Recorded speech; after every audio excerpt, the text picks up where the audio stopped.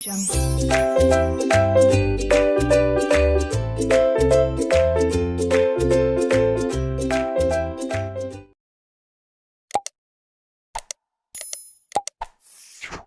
welcome back to my channel name Learning to Learn. So, today we'll be speaking about organizational behavior in a detailed manner. But before that, let me introduce to my channel. अगर आप मेरे channel पे नए हैं तो बहुत सारी चीज़ें जो हमने कर रखी हैं अगर आप वीडियोस पे जाएंगे प्लेलिस्ट पे जाएंगे तो हम ऑर्गेनाइजेशन बिहेवियर राइट नाउ कर रहे हैं और 1 मिनट सीरीज जो हर रोज अपलोड हो रहा है। उसके अलावा देर आर वेरियस प्लेलिस्ट जो आप देख सकते हैं, कम्युनिकेशन की है, we have teaching aptitude, we have right way to prepare for JRF and economics, management, financial management, marketing management, बहुत कुछ है। There is a lot of classes here, including OB English and OB Hindi, जो आप आराम से देख सकते हैं। ये वीडियो पूरा हिंदी में होगा और यही वीडियो आपको इंग्लिश में मिल जाएगा ये पर्टिकुलर प्लेलिस्ट में। अब अगर आप मेरे चैनल के अबाउट सेक्शन में जाएंगे मोबाइल के थ्रू या डेस्कटॉप के थ्रू या लैपटॉप के थ्रू, आपको ये सारे लिंक्स मिलेंगे फेसबुक के, इंस्टाग्राम के, अनअकैडमी जहाँ पर मैं पढ़ाती हूँ, ट्विटर, टेलीग्राम ग्रुप और टेलीग्राम का एक नोट्स ग्रुप। सो ये सब आपको हेल्प करेगा ताकि आप मुझे फॉलो कर पाए। अगर आपको कुछ इनके से कोई क्वेश्चन है या कोई क्वेरी है, आप मुझे मैसेज कर पाए एंड आप अनअकैडमी पे आ सकते हैं। मैं एनटीए यूजीसी नेट को पढ़ाती हूँ फॉर कॉमर्स सेक्शन। इसके अलावा this is my Twitter account and you can join the telegram group. This one is the normal telegram group for updates and this is a notes telegram group. notes का एक telegram बाकायदा group है, उसमें काफी सारे subscribers हैं and जो भी नोट्स मैं यूज कर रही हूँ आज क्लास में वो यहाँ पर अपलोडेड है। ठीक है, इसके अलावा अगर आप अनअकैडमी पे नहीं है तो आप अनअकैडमी ज्वाइन कर सकते हैं and please hurry up because from 1 July prices rise होने वाली है। तो आपके पास एक ही दिन है, यहाँ पर एग्जैक्टली कहाँ राइज हो रही है प्राइस देखिए, 6 मंथ्स और 12 मंथ्स में, बाकी सब में प्राइसेस ऑलमोस्ट सेम है। तो अगर आप कॉम्पिटिटिव एग्जाम्स की तैयारी कर रहे हैं, make sure you join and subscribe as soon as possible. So let's start with today's topic.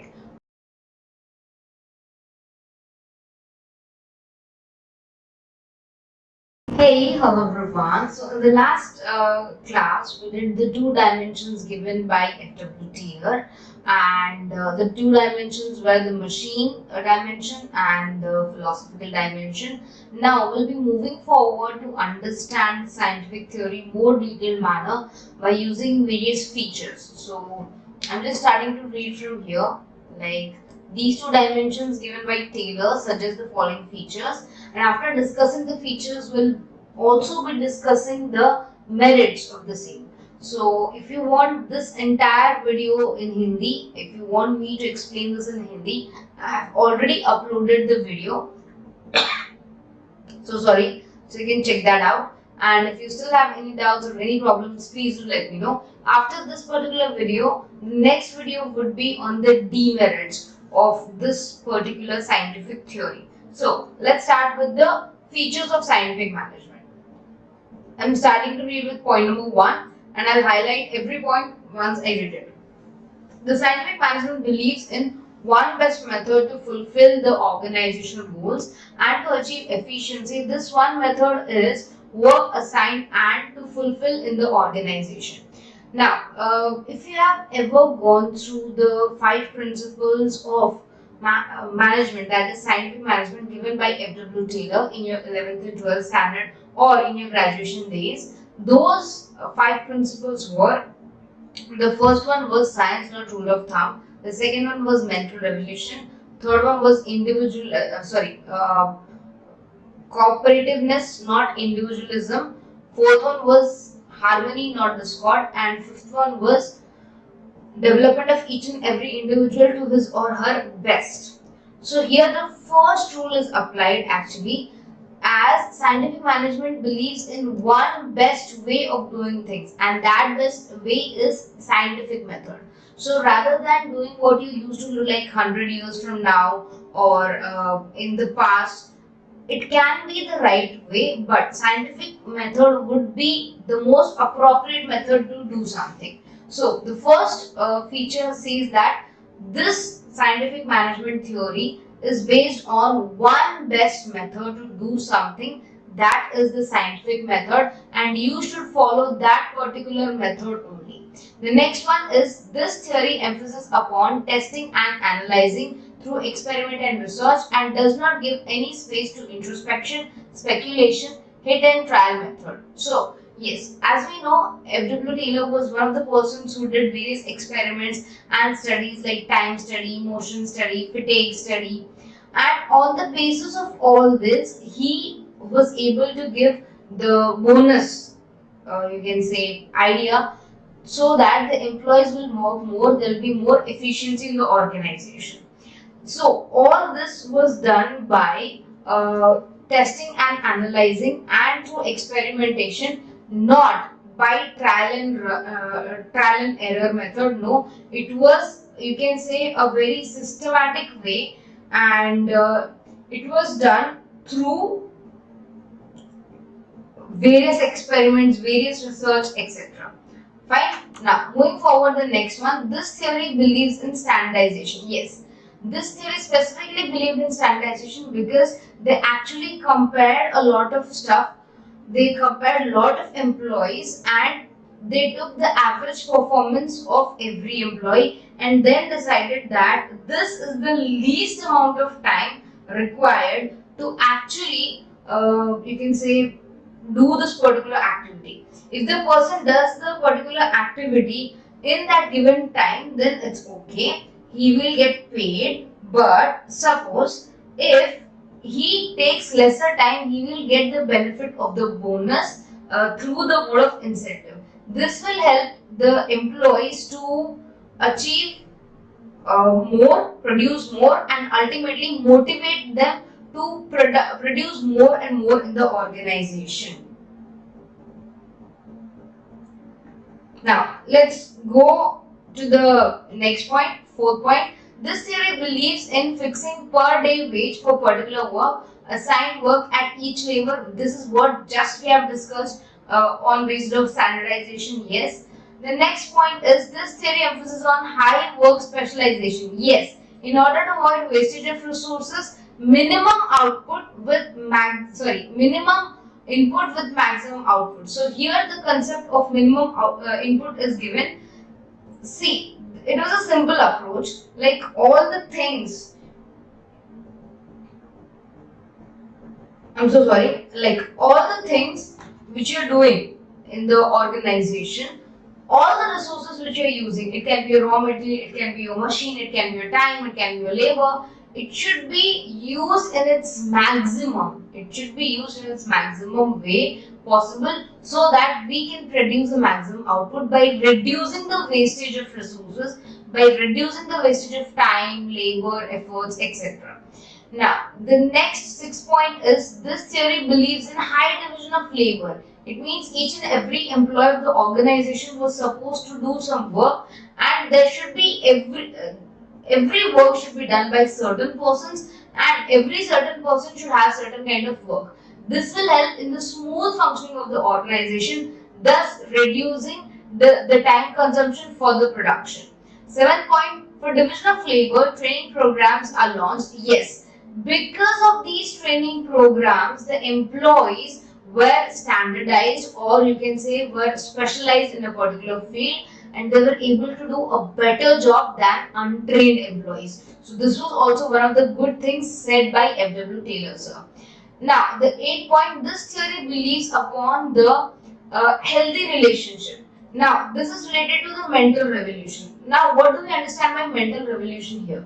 Mental revolution means the change, the mental change between the employees and the management, so that the employees will understand management is in our side, they'll help us, they will treat us better, and we will be more safe in the organization, will be more, you can say, secure in the organization, we could earn a lot of money and respect. In the same way, the management should also try to change their perspective. They should not go according to the bureaucracy theory, like the employee can be only motivated by money. No. The management should understand to give a proper environment to the employee so that the employee can grow and use scientific methods, reduce the traditional methods, and thus taking care of each and every employee so that each and every employee in the organization can do a better job, increase the productivity. So this was also one of the major contributions given by F.W. Taylor. Now, 9 point, this believes in the maximum utilization of resources. We have discussed this earlier. It is almost the same point.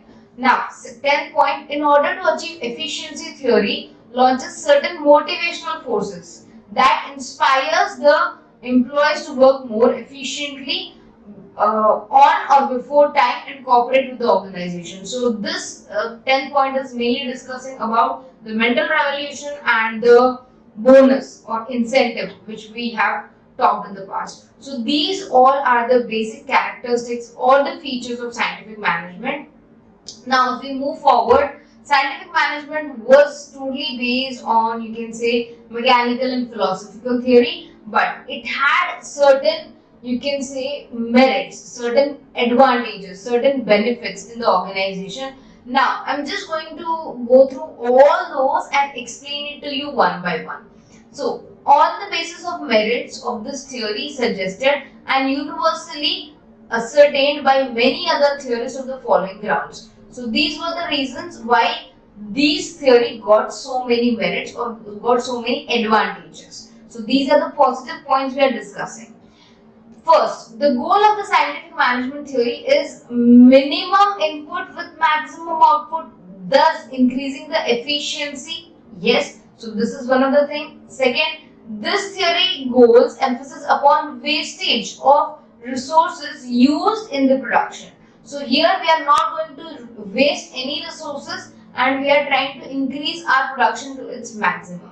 Third point, this theory believed in the scientific use. Yes, this was the first theory which actually introduced science in management so that this will ultimately help us to reduce our use of resources, increase standardization, increase the working condition, and thus increasing the efficiency. So this was the first attempt we could say.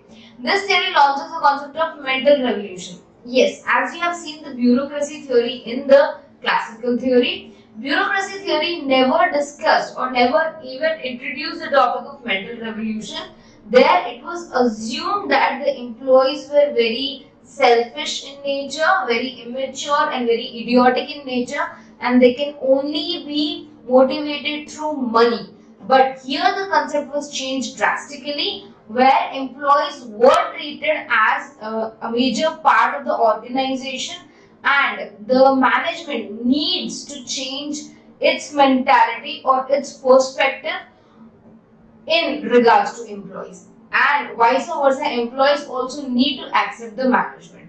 This theory first time launches the time and motion studies. Yes, this was based on experimentation, not trial and error. So it is not based on certain assumptions or certain just you can say a simple things we have done in the past. No, it is totally based on facts. It is totally based on the experiments which we have done so that the efficiency of the organization can be increased by using the time and motion study. The next is this theory encourages the employee to work according to the time, and hence employee earn more income along with the increase in productivity. So here there is a dual benefit. The employees are getting more if they work more in the lesser time, and the organization or the management is getting better productivity, better efficiency from the employees at the same time. So this is benefiting both the employees and the company as well. The last point is this theory believes in high specialization. That is why and division of labor. That is why the efficiency was increased and many employees were trained so that they could match up the speed of the trained employees. So this were all the benefits given by F.W. Taylor in his scientific management theory. In the next class, we would be discussing about the demerits or the points which criticize it. So I hope you have understood this class. If you have any doubts, any problems, please do let me know. This entire session is also available in Hindi if you are interested. So take good care of yourself, study hard, and bye everyone.